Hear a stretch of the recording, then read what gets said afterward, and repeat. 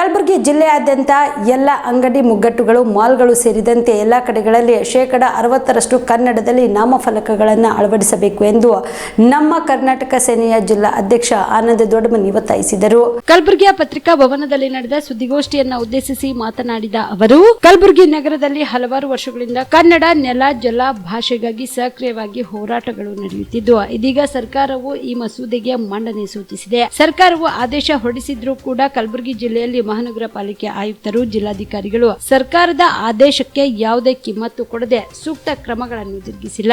ಸರ್ಕಾರದ ಆದೇಶದಂತೆ ಎಲ್ಲ ಅಂಗಡಿ ಮುಗ್ಗಟ್ಟುಗಳ ಎಲ್ಲ ನಾಮಫಲಕಗಳಲ್ಲಿ 60% ಕನ್ನಡ ಇರಬೇಕು ಎಂಬ ಆದೇಶವಿದ್ರೂ ಕೂಡ ಇಲ್ಲಿ ಎಲ್ಲ ಅಂಗಡಿ ಮುಗ್ಗಟ್ಟುಗಳು ಮಾಲುಗಳು ಸೇರಿದಂತೆ ಹಲವೆಡೆ ಕನ್ನಡದ ನಾಮಫಲಕಗಳು ಮಾಯವಾದಂತೆ ಕಾಣುತ್ತಿವೆ. ಇದನ್ನು ಹೋಗಲಾಡಿಸಬೇಕು. ಇಲ್ಲದೆ ಹೋದಲ್ಲಿ ಆ ನಾಮಫಲಕಗಳಿಗೆ ಮಸಿ ಬಳಿದು ಕಿತ್ತು ಹಾಕಲಾಗುವುದು ಮತ್ತು ಮಹಾನಗರ ಪಾಲಿಕೆಗೆ ಮುತ್ತಿಗೆ ಹಾಕಲಾಗುವುದು ಎಂದು ಎಚ್ಚರಿಕೆ ನೀಡಿದರು. ಇವತ್ತು ಕಲಬುರಗಿ ಜಿಲ್ಲೆ ಪತ್ರಿಕಾಗೋಷ್ಠಿ ಕರೆಯಲಾಗಿದೆ. ಕಾರಣಪ್ಪ ಏನಪ್ಪ ಅಂದರೆ, ಸುಮಾರು ಹಲವಾರು ವರ್ಷಗಳಿಂದ ಕನ್ನಡಕ್ಕೋಸ್ಕರ, ಕನ್ನಡ ನುಡಿಗೋಸ್ಕರ, ಕನ್ನಡ ನೆಲ ಜಲಕ್ಕೋಸ್ಕರ ಹೋರಾಟ ಮಾಡ್ತಾ ಬರ್ತಾ ಇವೆ ಹಲವಾರು ಸಂಘಟನೆಗಳು. ಆ ಹೋರಾಟದ ಪ್ರತಿಫಲವಾಗಿ ಸರ್ಕಾರ ಚರ್ಚಿಸಿ ಸದನದಲ್ಲಿ ಎಲ್ಲ ನಾಮಫಲಕಗಳಲ್ಲಿ ಕನ್ನಡ 60% ಇರಬೇಕಂತ ಹೇಳಿ ಆದೇಶ ಮಾಡುತ್ತೆ ಸರ್ಕಾರ. ಇದು ಒಂದು ಎಲ್ಲ ಕನ್ನಡಿಗರಿಗೆ ಸಂತೋಷ ಇದೆ ವಿಷಯ. ಆದರೂ ಕೂಡ ಸರ್ಕಾರ ಆದೇಶ ಮಾಡಿದರೂ ಕೂಡ ಕಲಬುರಗಿಯಲ್ಲಿ ಮಹಾನಗರ ಪಾಲಿಕೆಯವರಾಗಲಿ, ಜಿಲ್ಲಾಧ್ಯಕ್ಷರಾಗಲಿ, ಜಿಲ್ಲಾಧಿಕಾರಿಗಳಾಗಲಿ ಯಾವುದೇ ರೀತಿ ಕ್ರಮ ಕೈಗೊಳ್ತಿಲ್ಲ.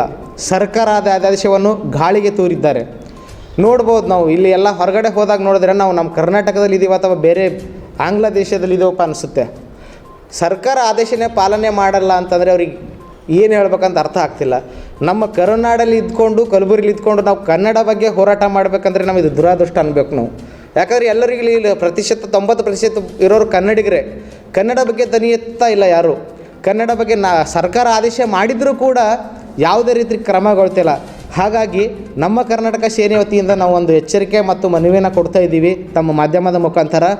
ಏನಪ್ಪ ಅಂದರೆ, ಇನ್ನೂ 15 ದಿನದ ಒಳಗಾಗಿ ಏನಾದರೂ ಇಲ್ಲಿ ಎಲ್ಲ ನಾಮಫಲಕಗಳಲ್ಲಿ ನಾವು ಬೇರೆ ಭಾಷೆಗೆ ಯಾರೂ ವಿರೋಧ ಮಾಡ್ತಾ ಇಲ್ಲ, ಇರಲಿ, ಬೇರೆ ಭಾಷೆ ಕೂಡ ಇರಲಿ, ಸರ್ವ ಜನಾಂಗದ ಶಾಂತಿಯ ತೋಟ ಅಂತ ನಾವು ಬದುಕ್ತಾ ಇರೋರು ನಾವು ಕನ್ನಡಿಗರು.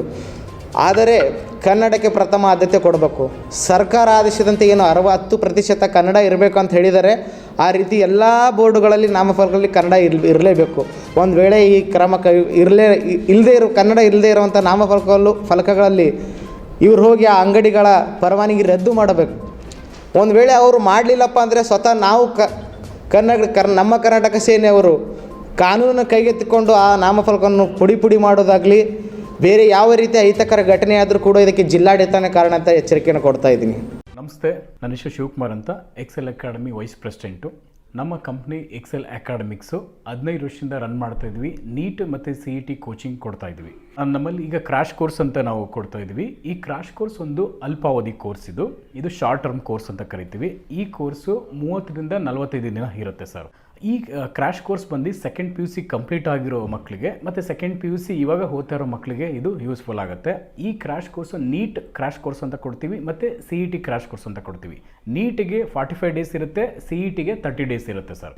ನಮ್ಮ ಎಕ್ಸೆಲ್ ಅಕಾಡೆಮಿಕ್ಸು 15 ಇಯರ್ಸಿಂದ ನಾವು ರನ್ ಮಾಡ್ತಾ ಇದ್ವಿ. 15 ಇಯರ್ಸಲ್ಲಿ ನಂಬರ್ 1 ಫ್ಯಾಕಲ್ಟೀಸಿಂದ ನಾವು ಟೀಚ್ ಮಾಡ್ತಾ ಬರ್ತಾ ಇದ್ದೀವಿ. ಅದರಿಂದ ಸಾವಿರಾರು ಮೆಡಿಕಲ್ ಸೀಟ್ ಸಿಕ್ಕಿದೆ, ಸಾವಿರಾರು ಇಂಜಿನಿಯರಿಂಗ್ ಸೀಟ್ ಸಿಕ್ಕಿದೆ.